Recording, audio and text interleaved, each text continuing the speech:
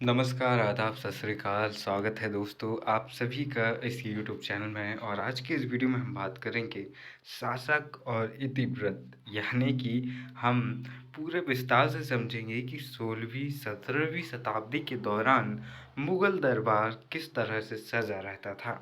हम कक्षा 12वीं के 9वें अध्याय में हैं और ये जो हम जिस एनसीईआरटी का अध्ययन कर रहे हैं 2021-22 की है और अभी भी इसके सिलेबस में कोई चेंजेस नहीं हुए हैं।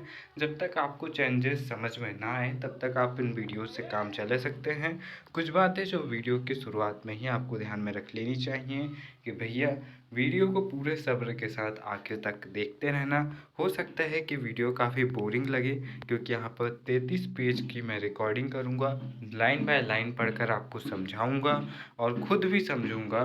तो हो सकता है कि वीडियो जैसे कि आपने थंबनेल में देख लिया हो 1.5 से 2 घंटे के बीच का हो सकता है।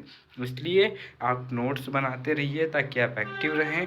जहाँ भी आप अपने आप को कमज़ोर महसूस करें तो फटाक से वीडियो को रोकें और झटाक से थोड़ा सा रिलैक्स हो जाइए और फिर वीडियो को देखिए। लेकिन यहाँ पर लगातार वीडियो से बने रहिएगा क्योंकि लगातार कंसिस्टेंसी के साथ पढ़ते रहने पर ही आप आगे बढ़ पाते हैं।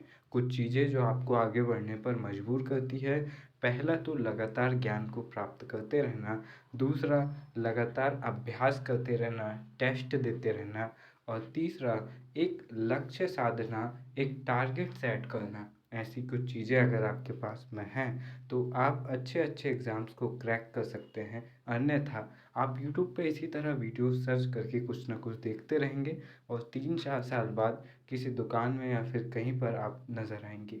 इसलिए अपना एक टारगेट सेट कीजिए और प्रॉपर सिलेबस के अकॉर्डिंग तो पॉइंट बाय पॉइंट अपने पेजेस में लिखकर रोज़ टारगेट सेट करके पढ़ाई शुरू कर दीजिए।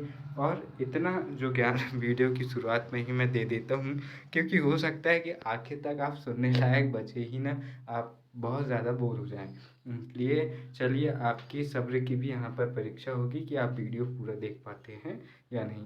अगर आप पूरा वीडियो देखते हैं तो प्लीज़ ज़रूर कमेंट करके बताइएगा कि मैं और कौन से वे बदलाव कर सकता हूँ जिनके ज़रिए आपको मैं और बेहतर तरीके से चीज़ों को डिलीवर कर पाऊँ। देखिए, अंग्रेजी में लिखने वाले आधुनिक इतिहासकारों ने मूल पाठ की इस शैली को क्रॉनिकल इतिवृत्त यानी कि इतिहास कहा है, क्रॉनिकल्स कहा है। ये इतिवृत्त घटनाओं का अनवरत कालानुक्रम क्रमिक विवरण करते हैं। मुगलों का इतिहास लिखने के इच्छुक किसी भी विद्वान के लिए ये इतिवृत्त अपरिहार्य स्रोत हैं। एक और ये इतिवृत्त मुगल राज्य की संस्थाओं के बारे में तथ्यात्मक सूचनाओं का खजाना थे जिन्हें दरबार से घनिष्ठ रूप से जुड़े व्यक्तियों द्वारा काफ़ी मेहनत से एकत्रित एवं वर्गीकृत किया जाता था। दूसरी ओर इन मूल पाठों का उद्देश्य उन आशयों को संप्रेषित करना था जिन्हें मुगल शासक अपने क्षेत्र में लागू करना चाहते थे। आप वीडियो की उस तरफ से मुझे याद कर रहे हैं काफ़ी तेज़, इसलिए मुझे चल रही है हिचकी, इसलिए मुझे पीना होगा पानी।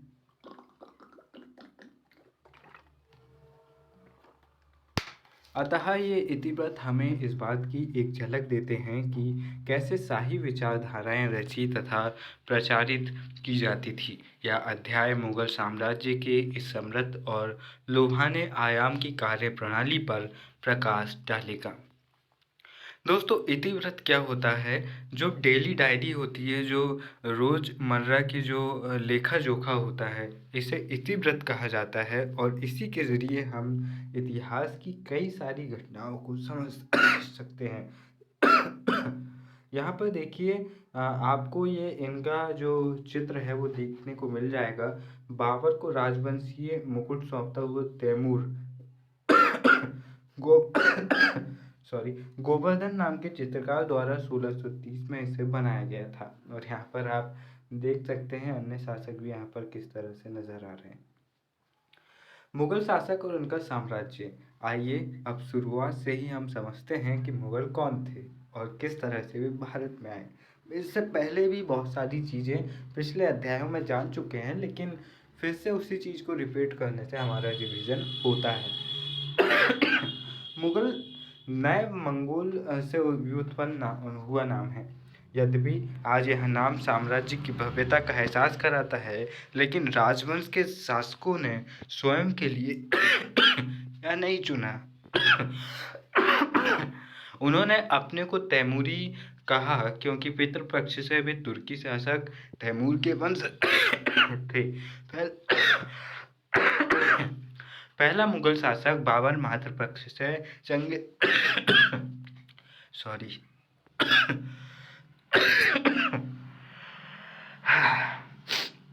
ठंड के दिनों में मैंने खा लिया संतरे। मेरा संतरा निकल रहा है। उन्होंने अपने को तैमूरी कहा क्योंकि पितृपक्ष से वे यहाँ पर मैंने अपनी खांसी को ठीक करने के लिए केला खा लिया। मैं फिर से वीडियो को आगे बढ़ा रहा हूँ। देखिए, बाबर मातृपक्ष से चंगेज का संबंधी था। वह तुर्की बोलता था और उसने मंगोलों का उपहास करते हुए उन्हें बर्बर गिरोह के रूप में उल्लिखित किया है। 16वीं शताब्दी के दौरान यूरोपीय ने परिवार की इस शाखा के बाद शासकों का वर्णन करने के लिए मुगल शब्द का प्रयोग किया। 16वीं शताब्दी से ही इस शब्द का निरंतर प्रयोग होता रहा, यहाँ तक कि रडयार्ड किपलिंग की जंगल बुक के युवा नायक मोगली का नाम भी इससे व्युत्पन्न हुआ है। यानी कि जो मोगली कार्टून हम बचपन से देखते रहे हैं, वो भी मुगलों से ही उत्पन्न हुआ, उसका नाम है। मुगलों व स्थानीय सरदारों के बीच राजनीतिक मैत्रियों के जरिए तथा विजयों के जरिए भारत के विविध क्षेत्रीय राज्यों को मिलाकर साम्राज्य की रचना की गई। साम्राज्य के संस्थापक जहरुद्दीन बाबर को उसके मध्य एशियाई स्वदेश फरगना से प्रतिद्वंदी उज़्बेकों ने भगा दिया। उसने सबसे पहले स्वयं को काबुल में स्थापित किया और फिर 1526 में अपने दल के सदस्य की आवश्यकताओं को पूरा करने के लिए क्षेत्रों और संसाधनों की खोज में वह भारतीय उपमहाद्वीप में आगे की ओर बढ़ा। यहाँ पर हुमायूं की पत्नी नादिरा का राजस्थान के रेगिस्तान को पार करते हुए दिखाता हुआ चित्र यहाँ पर आप देख सकते हैं। ये घोड़े पर बैठी जो आंटी है, ये हुमायूं की पत्नी नादिरा है। यहाँ पर इसके उत्तराधिकारी नसीरुद्दीन हुमायूं 1530 से 40 और 1550 से 56, क्योंकि 40 से लेकर 1556 तक सूरवंश शासन करता है, ने राज्य की सीमाओं में विस्तार किया, किंतु वह अफगान नेता शेरशाह सूर से पराजित हो गया, जिसने उसे ईरान के सफावी शासक के दरबार में निर्वासित होने को बाध्य कर दिया। 1555 में हुमायूं ने सूरों को पराजित कर दिया, किंतु एक वर्ष बाद ही उसकी मृत्यु हो गई। कई लोग जलालुद्दीन अकबर 1556 से 1605 इनका कार्यकाल था। 1542 में इस छोकरे का जन्म हो रेला था। दोस्तों, मुगल बादशाहों में महानतम मानते हैं, क्योंकि उसने न केवल अपने साम्राज्य का विस्तार किया, बल्कि इसे अपने समय का विशालतम, दृढ़तम और सबसे समृद्ध राज्य बनाकर सुदृढ़ भी किया। अकबर हिंदुकुश पर्वत तक अपने साम्राज्य की सीमाओं के विस्तार में सफल हुआ और उसने ईरान के सफवियों और तुरान के जो मध्य एशिया के उज़्बेक हैं की विस्तारवादी योजनाओं पर लगाम लगाए रखी। अकबर के बाद जहांगीर, यहाँ पर जो सन आप देख रहे हैं ये इनके शासनकाल है, इनके जीवन काल नहीं है ना। 1605 से 1627 और शाहजहां 1628 से 58 और औरंगजेब 1658 से 1707 के रूप में भिन्न भिन्न व्यक्तित्व वाले तीन बहुत योग्य उत्तराधिकारी हुए। इनके अधीन क्षेत्रीय विस्तार जारी रहा, यद्यपि इसकी गति काफ़ी धीमी रही। तीनों शासकों ने शासन के विविध यंत्रों को बनाए रखा और उन्हें सुदृढ़ बनाए रखा। 16वीं और 17वीं शताब्दियों के दौरान शाही संस्थाओं के ढांचों का निर्माण हुआ। इनके अंतर्गत प्रशासन और कराधान के प्रभावशाली तरीके शामिल थे। मुगल शक्ति का सुस्पष्ट केंद्र दरबार था। यहाँ राजनीतिक संबंध गढ़े जाते थे, साथ ही श्रेणियाँ और हैसियत परिभाषित की जाती थी।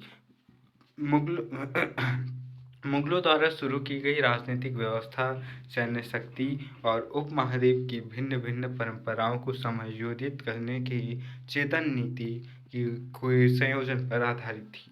1707 के बाद औरंगजेब की मृत्यु उपरांत 1707 में औरंगजेब निकल लेता है भगवान के द्वार और दिल्ली, आगरा अथवा लाहौर जैसे भिन्न राजधानी नगरों से नियंत्रित एक विशाल साम्राज्य तंत्र की जगह क्षेत्रीय शक्तियों ने अधिक स्वायत्तता अर्जित कर ली।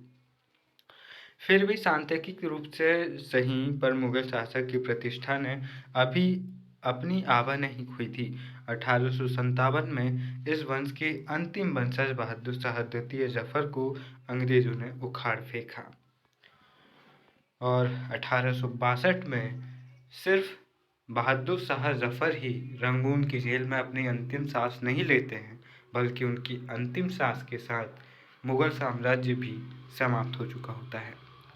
इतिवृत्तों की रचना, जिसके आधार पर इस अध्याय का नाम दिया गया है, उनकी रचनाओं पर बात ना करें तो फिर हम किस काम के बच्चे। तो आइए बात करते हैं। मुगल बादशाहों द्वारा तैयार करवाए गए इतिवृत्त साम्राज्य और उसके दरबार के अध्ययन के महत्वपूर्ण स्रोत हैं। ये इतिवृत्त इस साम्राज्य के अंतर्गत आने वाले सभी लोगों के सामने एक प्रभुत्व राज्य के दर्शन की प्रायोजना के उद्देश्य से लिखे गए थे। इसी तरह इनका उद्देश्य उन लोगों को जिन्होंने मुगल शासन का विरोध किया था, यह बताना भी था कि उनके सारे विरोधों का असफल होना नियत है। शासक यह भी सुनिश्चित कर लेना चाहते थे कि भावी पीढ़ियों के लिए उनके शासन का विवरण उपलब्ध रहे। मुगल इतिवृत्तों के लेखक निरपवाद रूप से दरबारी ही रहे। उन्होंने जो इतिहास लिखे, उनके केंद्र बिंदु में भी शासक पर केंद्रित घटनाएं, शासक का परिवार, दरबार व अभिजात वर्ग। अभिजात बोले तो जो मंत्री वगैरह रहते हैं, जो कुलीन या सामंत वर्ग होते हैं, वो होते हैं, ठीक है। युद्ध और प्रशासनिक व्यवस्थाएं, अकबर, शाहजहां और आलमगीर। मुगल शासक औरंगजेब की एक पदवी थी, उसे आलमगीर भी कहा जाता था, कि कहानियों पर आधारित इतिवृत्तों की शीर्षक अकबरनामा, शाहजहांनामा, आलमगीरनामा यह संकेत करते हैं कि इनके लेखकों की निगाह में साम्राज्य व दरबार का इतिहास और बादशाह का इतिहास एक ही था। यानी कि साम्राज्य अगर कुछ है तो वह बादशाह ही है और बादशाही साम्राज्य है। जैसे कि 1976 के समय जब इमरजेंसी घोषित हुई तो एक बात चल पड़ी थी कि इंडिया बोले तो इंदिरा और इंदिरा माने मतलब कि इंदिरा माने इंडिया, इंडिया माने इंदिरा, ऐसी कुछ बातें चलने लगी थी। तुर्की से फारसी की ओर हम बात करते हैं कि किस तरह से ये तुर्की से फारसी की ओर शिफ्ट हुए और इनकी जो राज दरबार की भाषा है वो फारसी बनी। चगताई तुर्क स्वयं को चंगेज खां के सबसे बड़े पुत्र का वंशज मानते थे। और यहाँ पर जो बाबर था ना भैया, बाबर ने अपनी आत्मकथा भी चगताई तुर्क में ही लिखी थी। मुगल दरबारी इतिहास फारसी भाषा में लिखे गए थे। दिल्ली के सुल्तानों के काल में उत्तर भारतीय भाषाओं, विशेषकर हिंदवी व इसकी क्षेत्रीय भिन्नताओं के साथ फारसी दरबार और साहित्यिक रचनाओं की भाषा के रूप में खूब पुष्पित पल्लवित हुई। चूँकि मुगल चगताई मूल के थे, अतः तुर्की उनकी मातृभाषा थी। इनके पहले शासक बाबर ने कविताएं और अपने संस्मरण इसी भाषा में लिखे थे। अकबर ने सोच समझकर फारसी को दरबार की मुख्य भाषा बनाया। संभवतः ईरान के साथ सांस्कृतिक और बौद्धिक संपर्कों के साथ साथ मुगल दरबार में पद पाने को इच्छुक ईरानी और मध्य एशियाई प्रवासियों ने बादशाह को इस भाषा को अपनाए जाने के लिए प्रेरित किया होगा।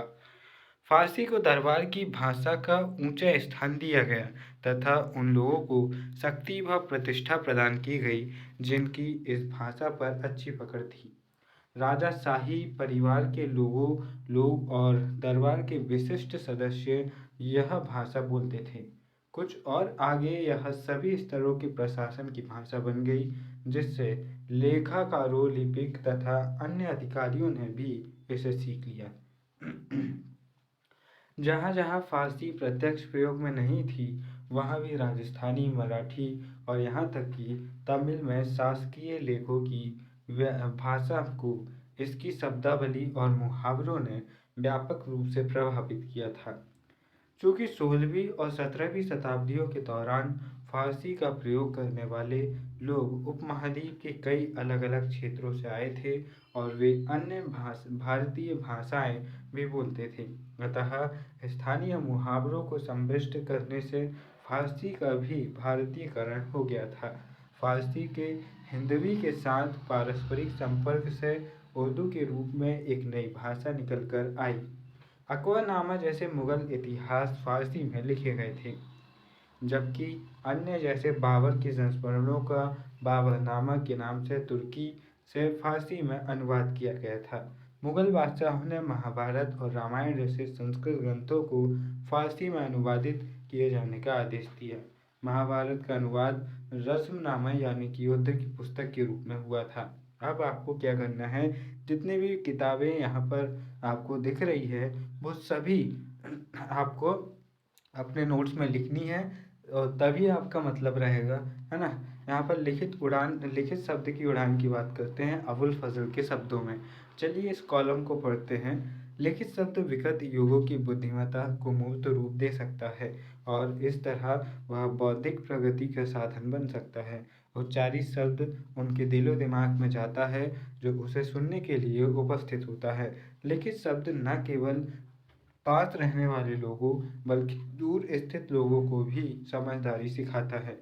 अगर लिखित शब्द न हो तो उच्चारित शब्द तो बहुत जल्दी ही मर जाएगा और हमारे पास उन लोगों की कोई निशानी नहीं रह जाएगी जो दिवंगत हो चुके हैं। सामान्य समझ के लोग तो अक्षरों को एक गहरी आकृति मात्र मानते हैं, पर गहराई से देखने वाले लोगों को इनमें एक प्रज्ञा यानी कि दीप चिराग ए सिनासाई नजर आता है। अपने में हजारों किरणों को लिए होने के बावजूद लिखित शब्द काला दिखता है, अथवा इस ढंग से कहा जा सकता है कि यह एक ऐसा प्रकाश है जिस पर एक तिल है जो इसे बुरी नज़र से बचाता है। खत या पत्र समझदारी की तस्वीर है, विचारों की दुनिया से निकाला हुआ खाका है, दिन को लाने वाली गहरी रोशनी है, ज्ञान से भरा हुआ घना बादल है। पत्र मौन होते हैं फिर भी वे बोलते हैं, स्थिर होते हैं फिर भी वे सफ़र करते हैं, पन्ने पर फैले हुए फिर भी ऊपर की ओर उड़ान भरते हैं। इस तरह से यहाँ पर अबुल फजल शब्दों के महत्व पर लिख रहे हैं और वे कहते हैं कि किस तरह हमें शब्दों का संचयन करना चाहिए और हमें इतिहास का सृजन करना चाहिए ताकि हमारी आने वाली पीढ़ियाँ हमारे बारे में जान सकें। पांडुलिपियों की रचना की बात करते हैं।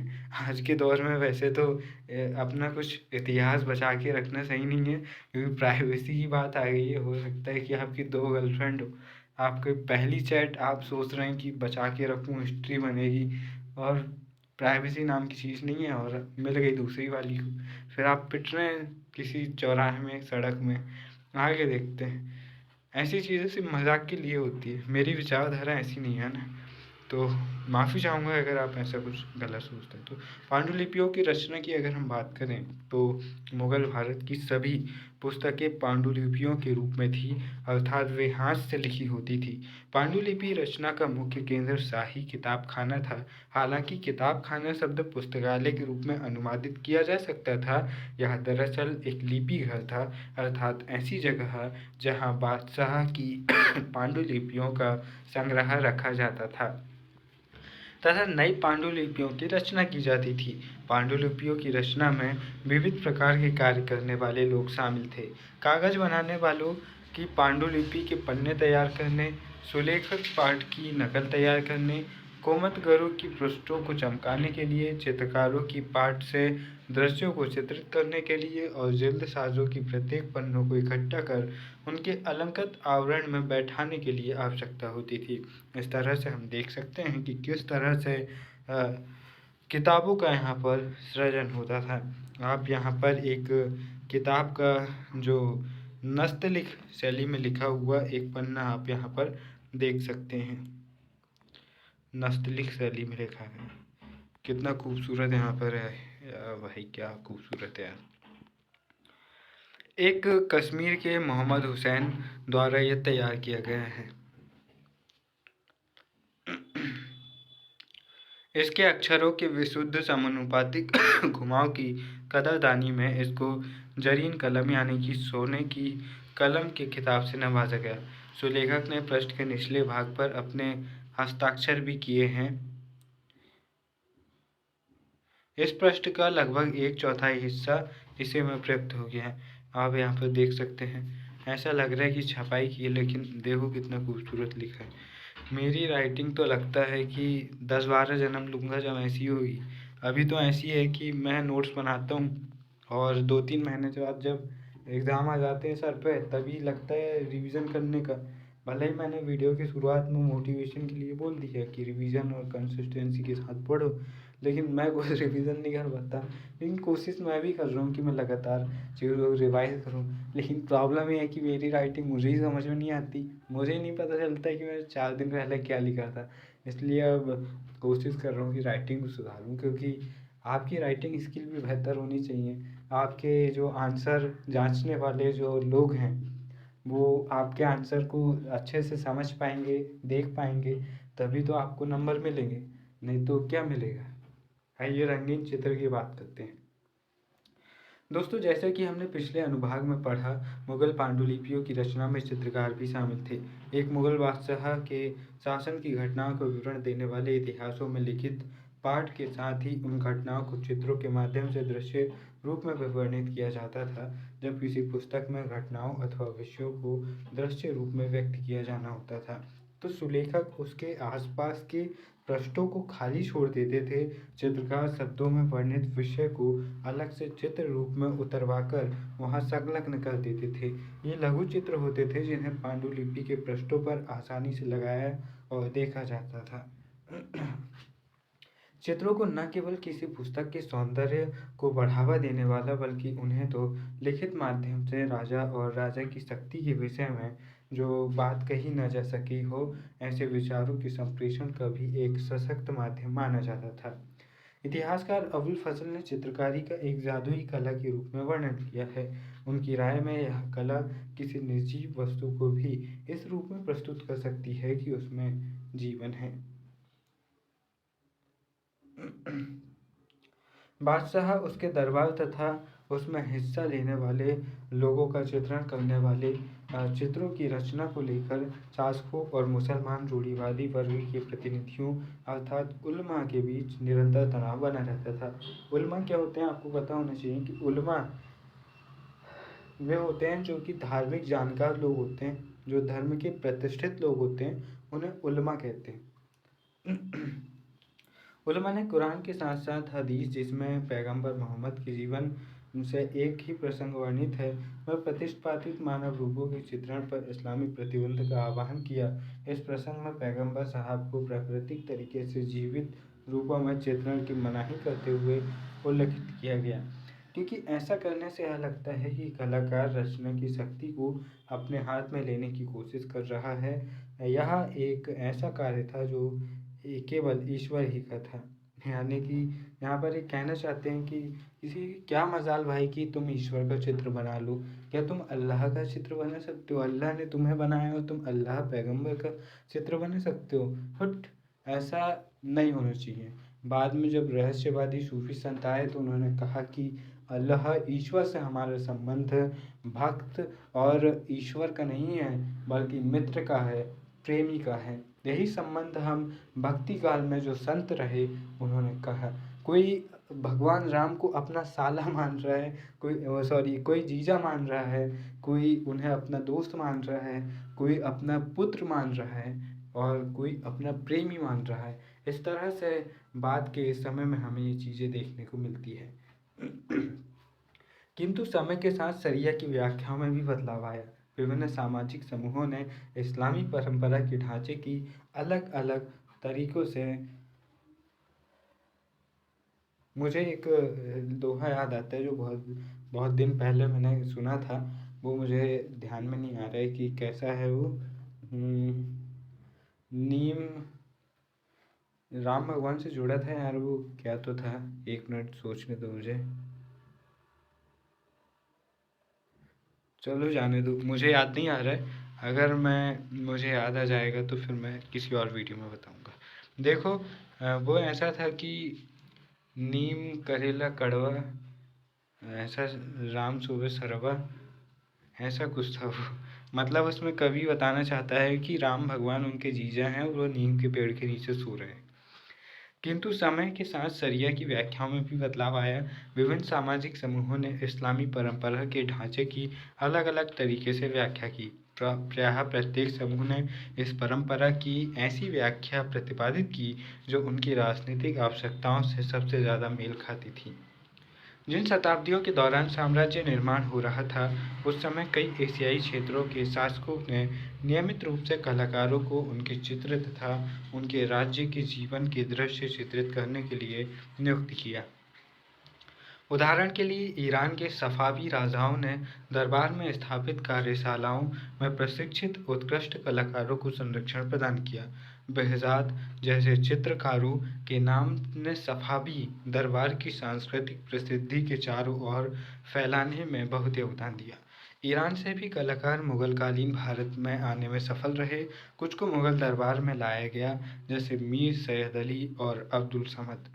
बादशाह हुमायूं को दिल्ली तक साथ देने के लिए कहा गया। अन्य ने संरक्षण और प्रतिष्ठा के अवसरों की तलाश में प्रवास किया। बादशाह और रूढ़िवादी मुसलमान विचारधारा के प्रवक्ताओं के बीच जीवधारियों के दृश्य निरूपण व मुगल दरबार में तनाव। लो, हम कहाँ से कहाँ पहुँच गए।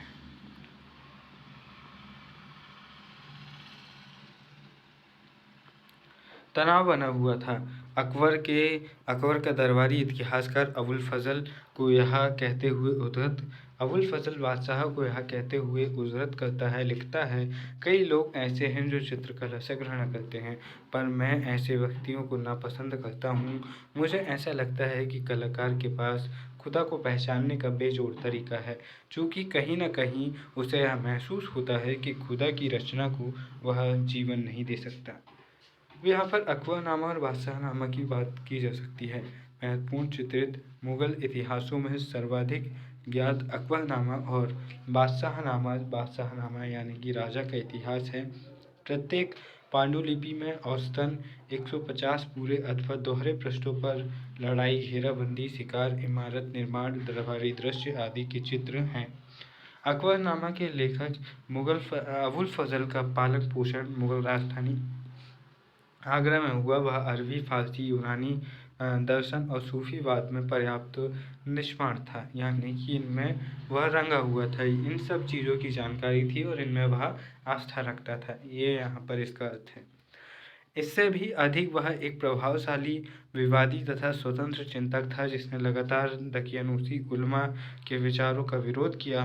इन गुणों से अकबर बहुत प्रभावित हुआ। उसने अबुल फजल को अपने सलाहकार और अपनी नीतियों के प्रवक्ता के रूप में बहुत उपयुक्त पाया। बादशाह का एक मुख्य उद्देश्य राज्य को धार्मिक रूढ़िवादियों के नियंत्रण से मुक्त करना था। दरबारी इतिहासकार के रूप में अबुल फजल ने अकबर के शासन से जुड़े विचारों को न केवल आकार दिया, बल्कि उनको स्पष्ट रूप से व्यक्त भी किया। 1589 में शुरू कर अबुल फजल ने अकबरनामा पर 13 वर्षों तक कार्य किया और इस दौरान कई बार उसने प्रारूप में सुधार किए। यह इतिहास घटनाओं के वास्तविक विवरणों, यानी कि वाकई ऐसा हुआ रहा होगा जैसे विवरणों, शासकीय दस्तावेजों तथा जानकार व्यक्तियों के मौखिक प्रमाणों जैसे विभिन्न प्रकार के साक्ष्यों पर आधारित है। अकबरनामा को 3 जिल्दों में विभाजित किया गया है, जिनमें से प्रथम 2 इतिहास हैं। तीसरी जिल्द आईने अकबरी, पहली जिल्द में आदम से लेकर अकबर तक के जीवन के एक खगोलीय कालचक्र, यानी कि 30 वर्ष का मानव जाति का इतिहास है।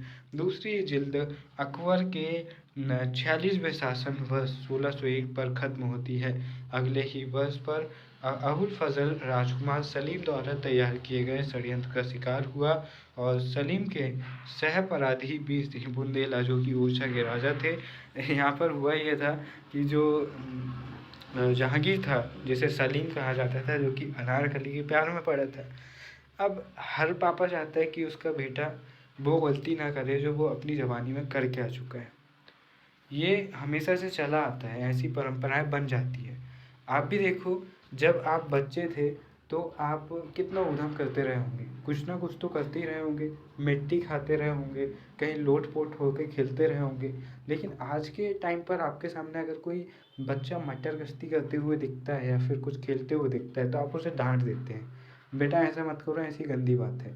लेकिन आप ये भूल जाते हैं कि आप भी वैसे ही कुछ कर रहे थे। ऐसे ही पेरेंट्स भी होते हैं, वो भले ही अपनी ज़बानी में कुछ भी कर लें, लेकिन वो चाहते हैं कि उनके बच्चे वो गलती ना करें जो उन्होंने किया है। जबकि पेरेंट्स ये भूल जाते हैं कि गलती करने के बाद ही ये पता लगता है कि गलती नहीं करनी थी।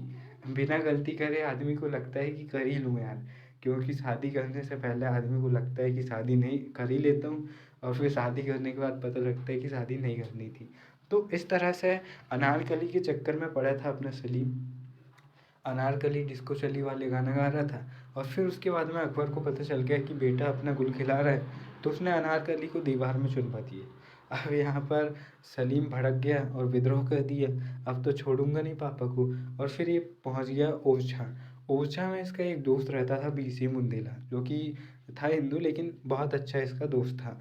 तो यहाँ पर इसने क्या किया कि अकबर ने बोला कि ठीक है यार, हो गई गलती, अब बेटे को मनाने के लिए भेजता हूँ किसी को। तो इसका सबसे विश्वस्त था इसका सलाहकार अबुल फजल, जिसकी हम बात कर रहे हैं। तो अबुल फजल को ये भेजता है ओरछा कि जाओ यार समझा के आओ जहांगीर को। जहांगीर बोल देता है बीसी मुंदेला को कि यार मैं ये छपरी से तो बात ही नहीं करूँगा, तो इसको उधर ही निपटा दे। तो यहाँ पर बीसी मुंदेला क्या करते हैं कि यहाँ पर अबुल फजल की हत्या कर देते हैं। तो इस तरह से अबुल फजल का काम तमाम हो जाता है, और जो इतिहास वो लिखता है वो अकबर की मृत्यु से पहले ही 1601 में समाप्त हो जाता है। तो इस तरह से कुछ चीज़ें यहाँ पर चलती है। ऐतिहासिक विवरण समयवार विकास की रूपरेखा प्रस्तुत करता है, जबकि जो एककालिक विवरण एक खास समय की स्थिति का वर्णन करता है। यहाँ पर दो शब्द देखिए, ऐतिहासिक विवरण और एककालिक विवरण। ऐतिहासिक मतलब कि जो लगातार समय के हिसाब से काल स्टेप बाय स्टेप इतिहास का विवरण देता है, और एककालिक मतलब कि जो एक विशेष कालचक्र की यहाँ पर बात कर रहे हैं। जैसे कि हम अगर प्रधानमंत्री के ऐतिहासिक विवरणों की बात करें तो हम जवाहरलाल नेहरू से श्री नरेंद्र मोदी तक आएंगे। लेकिन एक कालिक विवरण की बात यहाँ पर हो जाएगी कि किसी एक प्रधानमंत्री के कार्यकाल की हम यहाँ पर बात करेंगे। देखिए, अकबर का लेखन राजनीतिक रूप से महत्वपूर्ण घटनाओं के समय के साथ विवरण देने के पारंपरिक ऐतिहासिक दृष्टिकोण से किया गया है। इसके साथ ही तिथियों और समय के साथ होने वाले बदलावों के उल्लेख के बिना ही अकबर के साम्राज्य के भौगोलिक, सामाजिक, प्रशासनिक और सांस्कृतिक सभी पक्षों का विवरण प्रस्तुत करने के अभिनव तरीके से भी इसका लेखन हुआ। आइन ए अकबरी में मुगल साम्राज्य को हिंदुओं, जैनों, बौद्धों और मुगल मुसलमानों की भिन्न भिन्न आबादी वाले तथा एक मिश्रित संस्कृति वाले साम्राज्य के रूप में प्रस्तुत किया गया। अबुल फजल की भाषा बहुत ही अलंकृत थी, और चूंकि इस भाषा के पाठों को ऊंची आवाज़ों में पढ़ा जाता था, अतः इस भाषा में लय तथा कथन शैली को बहुत महत्व दिया जाता था। इस भारतीय फारसी शैली को दरबार में संरक्षण मिला था। तो यहाँ पर इनकी शैली कौन सी थी, तो वह थी भारतीय फारसी शैली।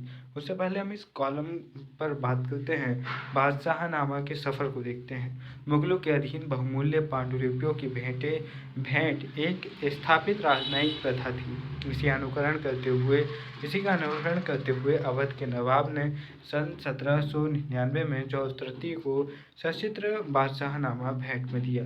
तभी से यह ब्रिटिशर काउल के अंग्रेजी शाही संग्रहों में सुरक्षित है। 1994 में हुए संरक्षण कार्य में बंधी हुई पांडुलिपि को अलग अलग करना आवश्यक हो गया।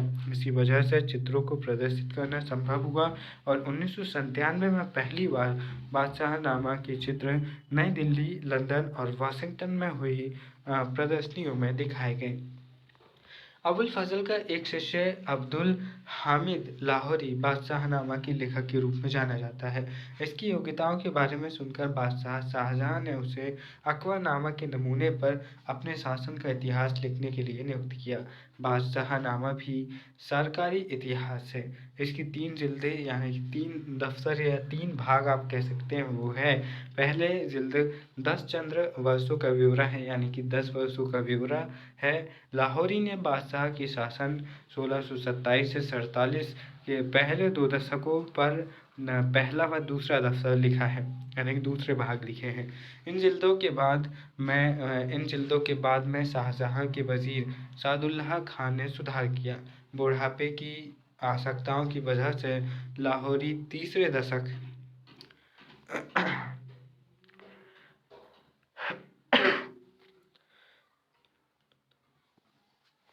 तो यहाँ पर जो बुढ़ापे के चक्कर में ये तीसरा दशक नहीं लिख सके, जिसके बाद में इतिहासकार वारिस ने इसे आगे लिखा।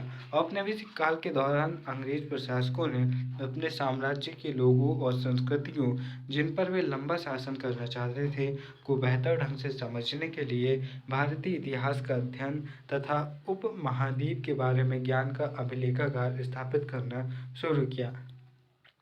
ये पॉइंट्स वगैरह आपको ध्यान से लिखने हैं और यहाँ पर मैं तकरीबन 35 मिनट से लगातार अपने ही कमरे में टहल रहा हूँ और रिकॉर्डिंग कर रहा हूँ, क्योंकि अगर मैं बैठ जाऊँगा तो हो सकता है कि भैया एक आध जमाइया शायद मुझे नींद आने लगी और मैं अपनी परफॉर्मेंस नहीं कराना चाहता, क्योंकि मैं अपना 100% आप लोगों को देना चाहता हूँ। इसलिए दोस्तों आपसे भी गुजारिश है कि आप भी अपना 100% दें।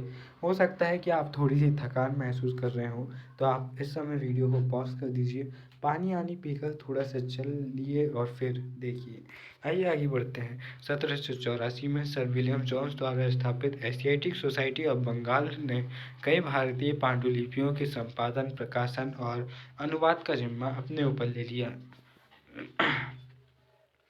अकबरनामा और बादशाहनामा के संपादित पाठांतर सबसे पहले एशियाटिक सोसाइटी द्वारा 19वीं शताब्दी में प्रकाशित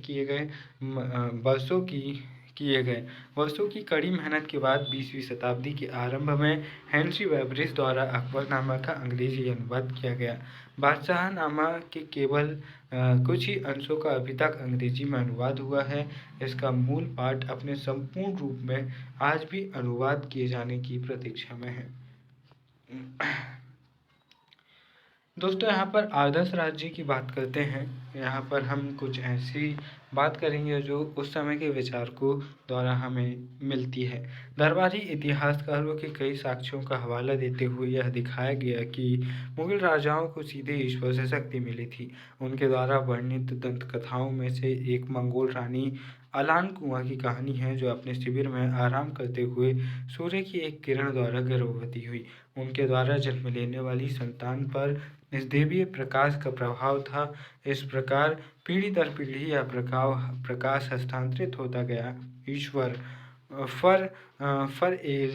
एजादी ने निस्तृत प्रकाश को ग्रहण करने वाली चीज़ों को पदानुक्रम में मुगल राजत्व को अबुल फजल ने सबसे ऊंचे स्थान पर रखा। इस विषय में प्रसिद्ध ईरानी सूफी शहाबुद्दीन सोहरावर्दी 1191 में इनकी मृत्यु हुई। इनके विचारों से यह अपना भाई फजल प्रभावित था, जिसने सर्वप्रथम इस प्रकार का विचार प्रस्तुत किया था। इस विचार के अनुसार एक पदानुक्रम के तहत यह दैवीय प्रकाश राजा में संप्रेषित होता था, जिसके बाद राजा अपनी प्रजा के लिए आध्यात्मिक मार्गदर्शन का स्रोत बन जाता था। तो आइए हम जो सुहरावर्दी के जो भाई साहब उन्हीं की भाषा में हम समझते हैं। सुहरावर्दी दर्शन के मूल में प्लेटो की रिपब्लिक है, उनका ये ग्रंथ है, जहाँ ईश्वर को सूर्य के प्रतीक के रूप में निरूपित किया गया है। सुहरावर्दी की रचनाओं को इस्लामी दुनिया में व्यापक रूप से पढ़ा जाता था। शेख मुबारक ने इसका अध्ययन किया था। इसके बारे में उसने अपने पुत्रों फैजी और अबुल फजल को बताया था, जो उसके संरक्षण में प्रशिक्षित हुए थे। यहाँ पर इतिवृत्तों के विवरणों का साथ देने वाले चित्रों ने इन विचारों को इस तरीके से संप्रेषित किया कि उन्होंने देखने वालों के मन मस्तिष्क पर काफ़ी ज़्यादा यहाँ पर स्थायी प्रभाव डाला। यहाँ पर आप चित्र देख सकते हैं।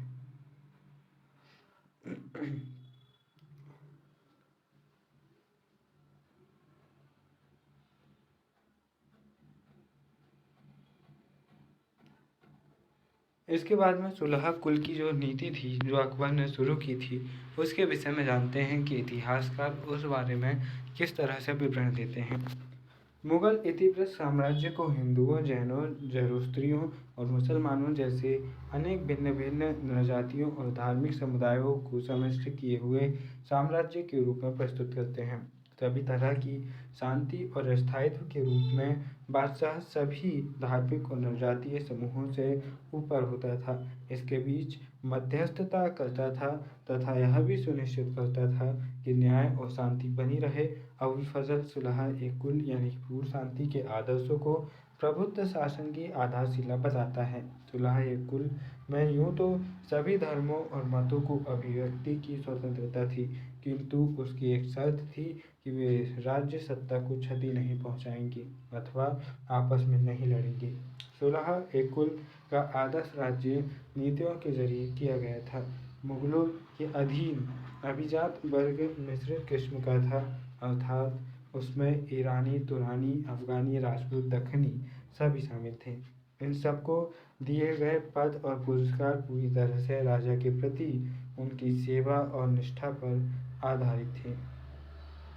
इसके अलावा अकबर ने 1563 में तीर्थ यात्रा कर और 1564 में जजिया कर समाप्त कर दिया। लिख रहे हैं ना, 1564 में जजिया कर और 1563 में तीर्थ यात्रा कर समाप्त कर दिया, क्योंकि यह दोनों कर धार्मिक पक्षपात पर आधारित थे। साम्राज्य के अधिकारियों को प्रशासन में सुलह ए कुल के नियमों का अनुपालन करने के लिए निर्देश दिए गए थे। सभी मुगल बादशाहों ने उपासना स्थलों के निर्माण व रखरखाव के लिए अनुदान दिए।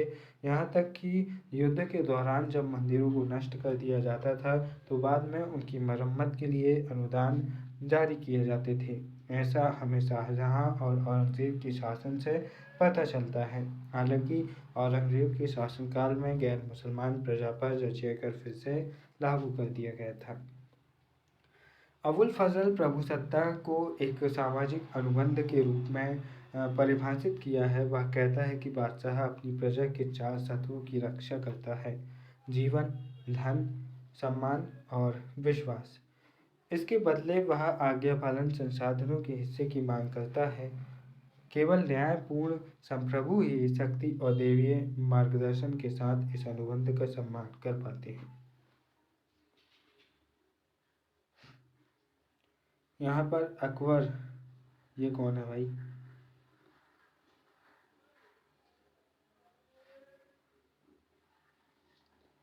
यहाँ पर जो दरिद्रता की आकृति है उसको मारते हुए यहाँ पर ये जहांगीर भाई साहब दिख रहे हैं, और ये शेर और बकरी के ऊपर बैठे क्या यार? यहाँ पढ़ते हैं कौन से जानवर के ऊपर बैठे हैं। देखिए यहाँ कहाँ लिखा है,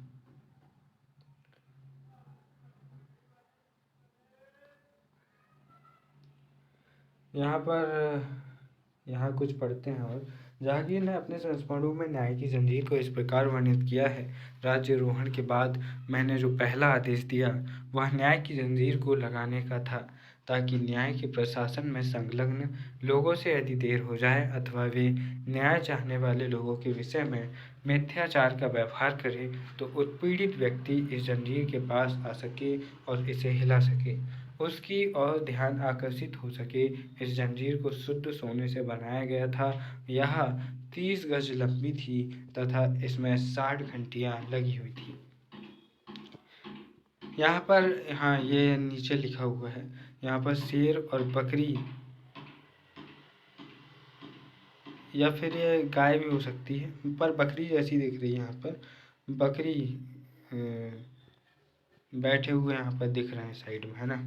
अब इसके बाद में हम जो राजधानियाँ थी उनके विषय में क्या लिखा है वो देखते हैं। यहाँ पर 44 मिनट हो चुके हैं और अभी तो सिर्फ 13 पेज हुए हैं, यानी कि 20 पेज और अभी हमें पढ़ना है।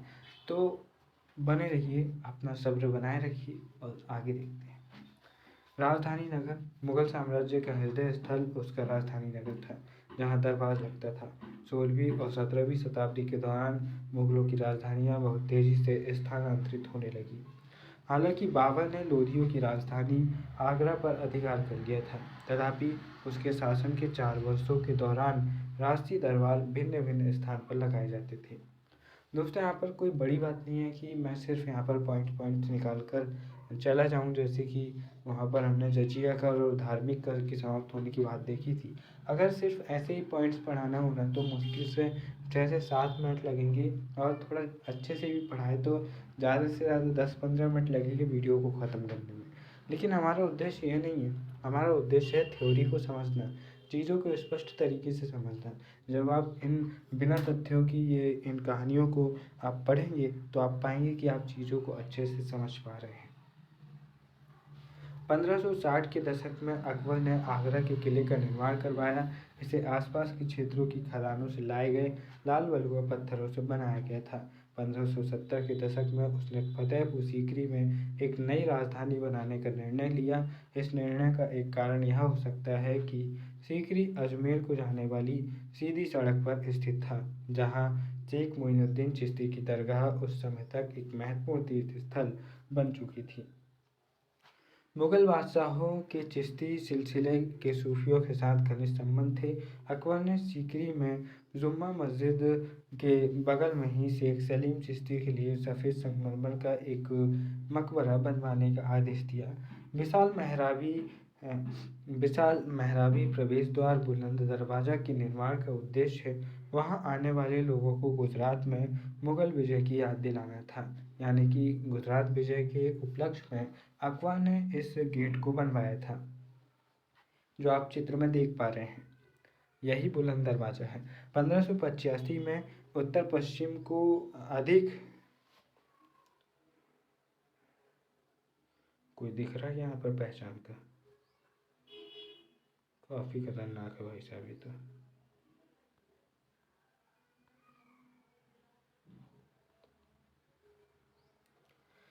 शाहजहां ने विवेकपूर्ण राजकोषीय नीतियों को आगे बढ़ाया तथा इमारत निर्माण के अपने शौक को पूरा करने के लिए पर्याप्त धन इकट्ठा कर लिया।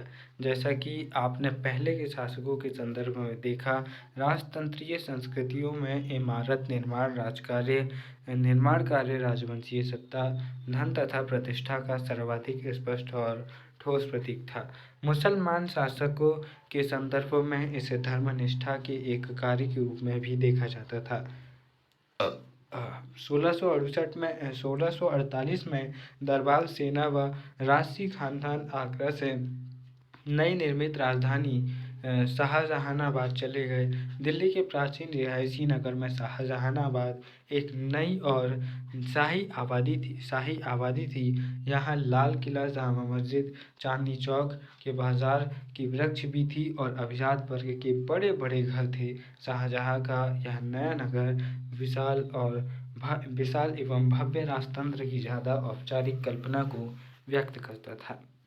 इसी के साथ यहाँ पर मुगल दरबार के विषय में भी यहाँ पर चीज़ें कही गई है। यहाँ आप दरबार ए अकबरी देख सकते हैं। अभिवादन का चाल तस्लीम तरीका दाएं हाथ को जमीन पर रखने से शुरू होता है। इसमें तलहटी ऊपर की ओर होती है, जैसे हम जय हिंद करते हैं उस टाइप से, या फिर सलाम करते हैं उस टाइप से। इसके बाद हाथ को धीरे धीरे उठाते हुए व्यक्ति खड़ा होता है और तलहटी को सिर के ऊपर रखता है। ऐसी तस्लीम 4 बार की जाती है। तस्लीम का शाब्दिक अर्थ जो है वो है आत्मनिवेदन। इस तरह की चीज़ें हमें देखते हैं। और ज़मीन को चूमने वाली यहाँ पर कुछ अलग अलग तरीके की हम देखेंगे। शब-ए बारात की यहाँ पर बात आई है, तो शब-ए बारात हिजरी कैलेंडर के 8वें महीने अर्थात 14वें सावन को पड़ने वाली पूर्ण चंद्र रात्रि है। भारतीय उपमहाद्वीप में प्रार्थनाओं और आतिशबाजियों के खेल द्वारा इस दिन को मनाया जाता है। ऐसा माना जाता है कि इस रात मुसलमानों के लिए आगे आने वाले वर्ष का भाग्य निर्धारित होता है और पाप माफ कर दिए जाते हैं। अब हम यहाँ पर जो मयूर सिंहासन है, जिसे 1739 में आक्रमण के दौरान नादिर शाह अपने साथ ले जाता है, उस पर थोड़ी सी बतिया कर हैं। देखिए, आगरा महल के सार्वजनिक सभा भवन में रखे शाहजहां के रत्नजड़ी सिंहासन तख्त ए मुरस्सा के बारे में बादशाहनामा में लिखा है। सिंहासन की भव्य संरचना में एक छतरी को 12 स्तंभों पर टिकी हुई है। इसकी ऊंचाई सीढ़ियों से गुम्बद तक 5 क्यूबिट यानी कि लगभग 10 फुट है। और अपने राज्यारोहण के समय महामहिम ने यह आदेश दिया कि 86 लाख रुपए के रत्न तथा बहुमूल्य पत्थर और 1 लाख तोला सोना जिसकी कीमत 14 लाख रुपए है से इसे सजाया जाना चाहिए। सिंहासन की साज सज्जा में ही 7 वर्ष लग गए, बताओ। इसकी सजावट में प्रयुक्त बहुमूल्य पत्थरों में रूबी था जिसकी कीमत 1 लाख रुपए थी, जिसे शाह अब्बास सफावी ने दिवंगत बादशाह जहांगीर को भेजा था। उस रूबी पर महान बादशाह तिमूर साहिब ईरान, मिर्जा शाहरुख और मिर्जा उलुग बेग और शाह अब्बास के साथ साथ अकबर, जहांगीर और स्वयं महामहिम के नाम अंकित थे। यहाँ पर जो बीच में भाई साहब बैठे हुए हैं ये है अकबर, और उनके आइट साइड उनके दरबारी आपको दिख जाएंगे। कुल मिला के आप देखना, वो क्या बोलते हैं, जोधा अकबर मूवी है ना, उसको देखना, उसमें जैसा सीन दिखाया है कुछ वैसे ही यहाँ पर सीन दिख रहा है। हालांकि जोधा अकबर मूवी में जो जोधा दिया गया है नाम, असल में वो नाम अकबर की वाइफ का नाम नहीं था। उनका नाम था हरका बाई या हरिया बाई उनका नाम था। और उन्हें एक उपाधि तो अकबर ने दी थी, वो मैं भूल गया हूँ। जबकि जो जोधा बाई नाम था वो जहांगीर की पत्नी का नाम था जोधा बाई। तो इस तरह से बहुत सारी चीज़ें यहाँ पर कन्फ्यूज़न में डालती है। और ये सब एक ही परिवार के वारिस थे। जैसे जो आमेर के राजा थे भारमल, उनकी पुत्री का नाम हरका बाई था या हरिया बाई था। उनकी शादी होती है अकबर के साथ। और भारमल का एक बेटा भी था भगवान दास। भगवान दास की जो बेटी होती है यानी कि जोधा बाई की भतीजी, उसका सॉरी हरका बाई की भतीजी, उसका नाम रहता है जोधा बाई। उसकी शादी हो जाती है जहांगीर के साथ। हालांकि जहांगीर का दिल तो कहीं और रहता है। फिर वो बाद में 1611 के आसपास उधर जो मेहरुन्निसा रहती है, जिन्हें वो उपाधि देता है, यार मैं बहुत भूलता हूँ क्या नाम रहता है उसका, मेहरुन्निसा का उसकी वाइफ का नाम क्या रहता है, नूरजहाँ, जहान नूर, वो उसका नाम रहता है। तो उसे वो ले आता है। उसकी भी एक अलग स्टोरी है, उसकी स्टोरी में सुनाऊँ कि उसकी स्टोरी ये है कि उसकी शादी हो जाती है एक के साथ में। बाद वो घोड़े का अस्तबल का मुखिया बना देता है जहांगीर उसको, और उसको पहले से ही पसंद आ जाती मेहरुन्निसा। बाद में पता चलता है कि वो घोड़े साफ करते समय या कैसे तो मर जाता है। मुझे तो कई बार लगता है कि जहांगीर खुद उसको मरवा देता है। बाद में वो इससे शादी कर लेता है और उसके पिता को अच्छी उपाधि देता है, और उसका जो मकबरा है एतमद्दौला का मकबरा, उसको भी बहुत शानदार तरीके से संगमरमर का प्रयोग करके बनवाता है। तो यहाँ पर हम ये कह सकते हैं जो एतमद्दौला का मकबरा है उसे कहा जाता है ताजमहल का पूर्वगामी, यानी कि उसमें संगमरमर का प्रयोग ऐसा हुआ था कि वो बहुत ज़्यादा खूबसूरत लगने लगा था ताजमहल की तरह। तो यहाँ पर हम ये कह सकते हैं कि जहांगीर भाई साहब बहुत गेम चेंजर आदमी थे। अपनी लव स्टोरी खुद क्रिएट इन्होंने कर ली। दोस्तों यहाँ पर कुछ झरोखे में यहाँ पर आप देख सकते हैं कि किस तरह से ये झरोखे में समय बिताने के बाद अकबर आ गया अपनी टीम के पास में। यहाँ पर ये किस तरह से ये जा रहे हैं। दारा सिकोह का विवाह यहाँ पर इस चित्र में आप देख सकते हैं।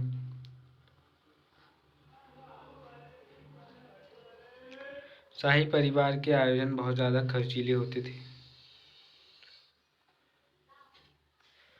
शाही परिवारों में विवाहों का आयोजन काफ़ी खर्चीला होता था। 1633 में तारा सिकोह और नादिरा, जो कि राजकुमार परवेज की पुत्री थी, के विवाह की व्यवस्था राजकुमारी जहां और दिवंगत महारानी मुमताज़ महल की प्रमुख नौकरानी सती उन निसाखा नुम द्वारा की गई। शादी के उपहारों के प्रदर्शन की व्यवस्था दीवान आम में की गई।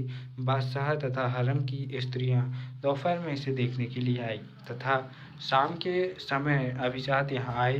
दुल्हन की माँ ने भी इसी तरह उसी विशाल कक्ष में उपहारों को सजाया था।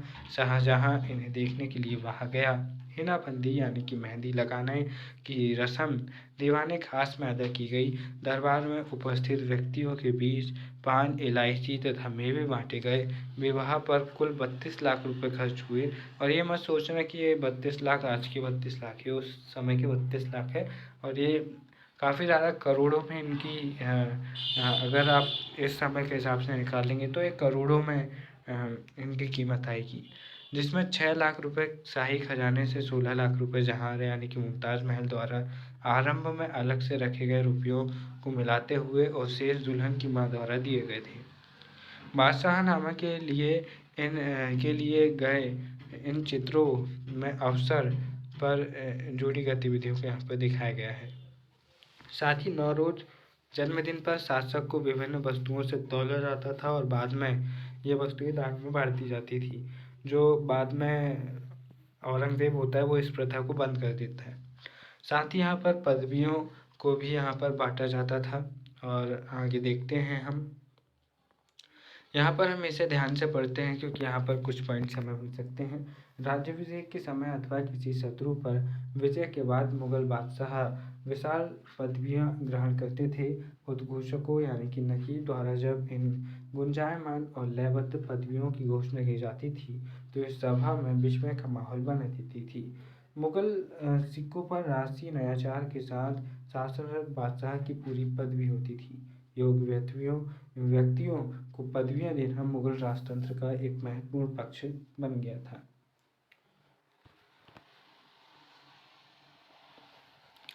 दोस्तों यहाँ पर आगे हम देखें तो औरंगजेब ने अपने 2 उच्च पदस्थ अभिजातों जय सिंह और जसवंत सिंह को मिर्जा राजा की पदवी दी थी। पदवियां या तो अर्जित की जा सकती थी या इन्हें पाने के लिए पैसे दिए जा सकते थे। मीर खान ने अपने नाम से अलिफ अर्थात आ अक्षर लगाकर उसे अमीर खान करने के लिए औरंगजेब को 1 लाख रुपए देने का प्रस्ताव किया था। यानी कि उपाधियां तब भी बिकती थी और आज भी। दोस्तों अन्य पुरस्कारों में सम्मान का जामा यानी कि खिल्लत भी शामिल था, जिसे पहले कभी न कभी बादशाह द्वारा पहना गया हुआ होता था, इसलिए यह समझा जाता था कि वह बादशाह के आशीर्वाद का प्रतीक है। सरप्पा यानी कि सर से पांव तक एक अन्य उपहार था। इस उपहार के 3 हिस्से हुआ करते थे, जामा, पगड़ी और पटका। बादशाह द्वारा अक्सर रत्न जड़ित आभूषण भी उपहार में दिए जाते थे। बहुत खास परिस्थितियों में बादशाह कमल की मछलियों वाला रत्न जड़ित गहनों का सेट जो पदम मुरस्सा कहलाता था उसे उपहार में देता था। एक दरबारी बादशाह के पास कभी खाली हाथ नहीं जाता था। वह या तो नज यानी कि नज के रूप में थोड़ा धन या पेशकश के रूप में मोटी रकम बादशाह को पेश करता था। राजनयिक संबंधों में उपहारों को शासन और आदर का प्रतीक माना जाता था। राजदूत प्रतिद्वंदी राजनीतिक शक्तियों के बीच संधि और संबंधों के लिए समझौता करवाने के लिए महत्वपूर्ण कार्य का संपादन करते थे। ऐसी परिस्थिति में उपहारों की महत्वपूर्ण प्रतीकात्मक भूमिका होती थी। टॉमस रो को इस बात से बहुत निराशा हुई थी कि उसने आसफ खां को जो अंगूठी भेंट की थी वह उसे केवल इसलिए वापस कर दी गई क्योंकि वह मात्र 400 रुपये की थी।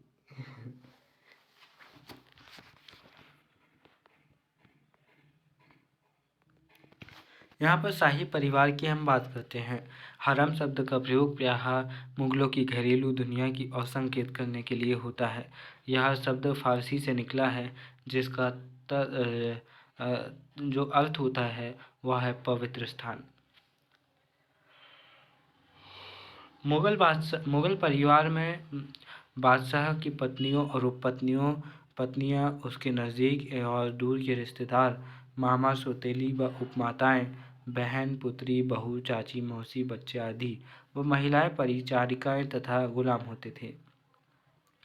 बहुविवाह प्रथा भारतीय उपमहाद्वीप में विशेषकर शासक वर्गों में व्यापक रूप से प्रचलित थी। राजपूत कुलों में मुगलों दो के लिए विवाह राजनीतिक संबंध बनाने व मैत्री संबंध मुगलों दोनों के लिए विवाह व राजनीतिक संबंध व मैत्रीपूर्ण संबंध बनाने का एक तरीका माना जाता था। विवाह में पुत्री को भेंट स्वरूप दिए जाने के साथ प्रायः एक क्षेत्र भी उपहार में दिया जाता था। इससे विभिन्न शासक वर्गों के बीच पदानुक्रमिक संबंधों की निरंतरता सुनिश्चित हो जाती थी।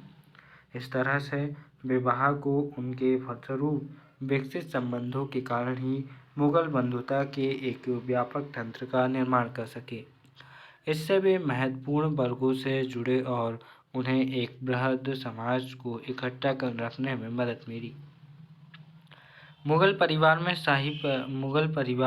शाही परिवार से आने वाली स्त्रियों को बेगमों और अन्य स्त्रियों को अगहा जिनका जन्म कुल परिवार में नहीं हुआ था में अंतर रखा जाता था। मेहर के रूप में अच्छा खासा नगद और बहुमूल्य वस्तुएं लेने के बाद विवाह करके आई बेगमों को अपने पतियों से स्वाभाविक रूप से अगुओं की तुलना में अधिक ऊंचा दर्जा और सम्मान मिलता था। राजतंत्र से जुड़े महिलाओं के पदानुक्रम में उपपत्नियों यानी कि आगाचा की स्थिति सबसे निम्न थी। उन सभी को नगद मासिक भत्ता तथा अपने अपने दर्जे के हिसाब से उपहार मिलते थे।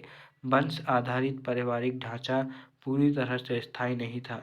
यदि पति की इच्छा हो और उसके पास पहले से ही 4 पत्नियां ना हो तो अगहा और अगाचा भी बेगम की स्थिति पा सकती थी। यानी कि यहाँ पर भाई साहब के ऊपर था कि वो किसके पास ज़्यादा जाए। अगर वो मतलब कि जिससे ज़्यादा कनेक्ट होंगे, स्वाभाविक है कि उसकी इज्जत अन्य पत्नियों के मुकाबले बढ़ेंगी।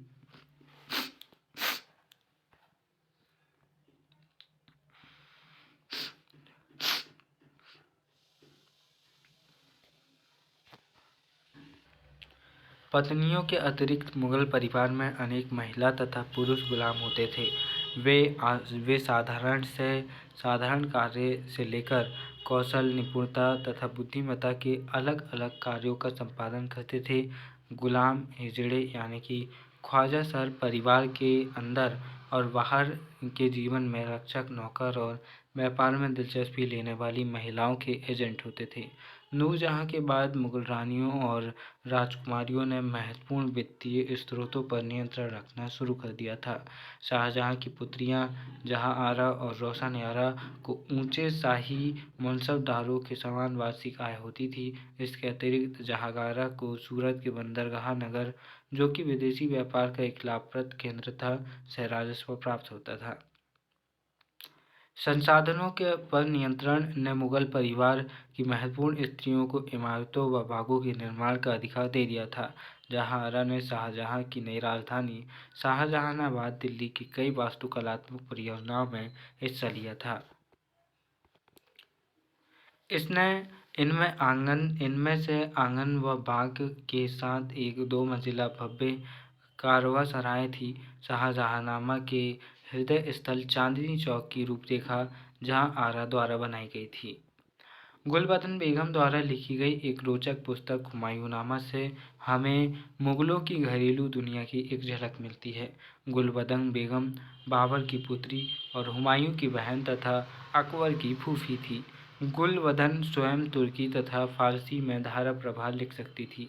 जब अकबर ने अबुल फजल को अपने शासन का इतिहास लिखने के लिए नियुक्त किया तो उसने अपनी फूफी से बाबर और हुमायूं के समय के अपने पहले संस्मरणों को लिपिबद्ध करने का आग्रह किया ताकि अबुल फजल उनका लाभ उठाकर अपनी कृति को पूरा कर सके। गुलबदन ने जो लिखा वह मुगल बादशाहों की प्रशस्ति नहीं थी, बल्कि उसने राजाओं और राजकुमारों के बीच चलने वाले संघर्षों और तनाव के साथ ही इनमें से कुछ संघर्षों को सुलझाने में परिवार की उम्रदराज स्त्रियों की महत्वपूर्ण भूमिकाओं के बारे में विस्तार से लिखा।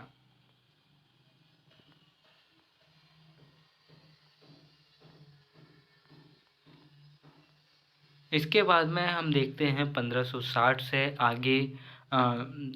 आगे भारतीय मूल के 2 शासकीय समूहों राजपूतों व भारतीय मुसलमान जो सिखजादाओं थे ने शाही सेवा में प्रवेश किया।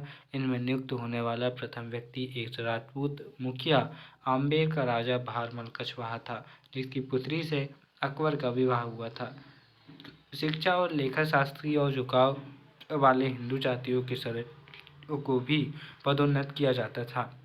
इसका प्रदेश उदाहरण अकबर का वित्त मंत्री टोडरमल था, जो खत्री जाति का था। इसके बाद में इस चीज़ को पढ़ना बहुत ज़्यादा ज़रूरी है। चाहिए आइए इसको लपेटते हैं। चंद्रभान ब्राह्मण ने शाहजहां के शासनकाल के दौरान लिखी अपनी पुस्तक चार चमन यानी कि चार बाग में मुगल अभिजात वर्ग का इस प्रकार वर्णन किया है। यहाँ पर उसने विभिन्न जातियाँ जो कि हमें अरब, ईरानी, तुर्की, ताजिक, तुर्क, ततार, रूसी, अबिसिनियाई जैसी और देशों में तुर्की, मिस्र, सीरिया, इराक, अरब, ईरान, खुरान, तुरान आदि ये जो लोग थे वस्तुतः सभी समाजों से विभिन्न समूहों और श्रेणियों के लोगों को शाही दरबार में आश्रय प्राप्त हुआ। इसके साथ ही उसने अन्य जो क्षेत्रीय हैं उनके बारे में बात किया। उसने कहा कि सभी भारतीय जनजातियों जो तलवार चलाती थी वह 100 से 7,000 जात के मनसब घास के मैदानों और पर्वतीय भागों की भूस्वामी कर्नाटक, बंगाल, असम, उदयपुर, श्रीनगर, कुमायूं, तिब्बत व किश्तवाड़ इत्यादि क्षेत्रों के सभी जनजातियों के समूहों को शाही दरबार को चूमने यानी कि शाही दरबार में आने अथवा रोजगार पाने का सौभाग्य था। जहांगीर के शासनकाल में ईरानियों को उच्च पद प्राप्त हुए। जहांगीर की राजनीतिक रूप से प्रभावी रानी नूरजहां, इसकी मृत्यु 1645 में होती है, ईरानी थी। औरंगजेब ने राजपूतों को उच्च पदों पर नियुक्त किया। फिर भी शासन में अधिकारियों के समूह में मराठे अच्छी खासी संख्या में थे।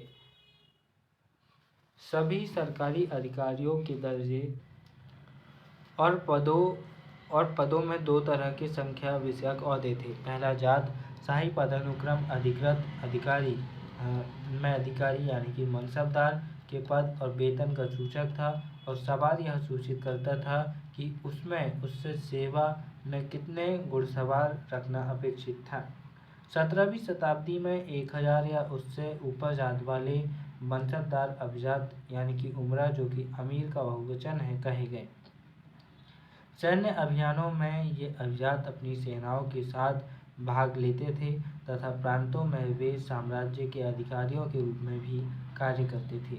प्रत्येक सैन्य कमांडर घुड़सवारों को भर्ती करता था, उन्हें हथियार आदि से लैस करता था और उन्हें प्रशिक्षण देता था। घुड़सवारी फौज मुगल फौज का अपरिहार्य अंग थी। घुड़सवार सिपाही शाही निशान से पार्श्वभाग में दागे गए उत्कृष्ट श्रेणी के घोड़े रखते थे। निम्नतर ओहदों के अधिकारियों को छोड़कर बादशाह स्वयं सभी अधिकारियों के ओहदों, पदवियों और आधिकारिक नियुक्तियों के बदलाव का पुनरीक्षण करता था। मनसब प्रथा की शुरुआत करने वाले अकबर ने अपने अभिजात वर्ग के कुछ लोगों को शिष्य यानी कि मुरीद की तरह मानते हुए उनके साथ आध्यात्मिक रिश्ते भी कायम किए थे। तो दोस्तों यहाँ पर तो मेरी वाट लग गई है पढ़ के गले की, तो क्या ही बोलूँ अब। तो लेकिन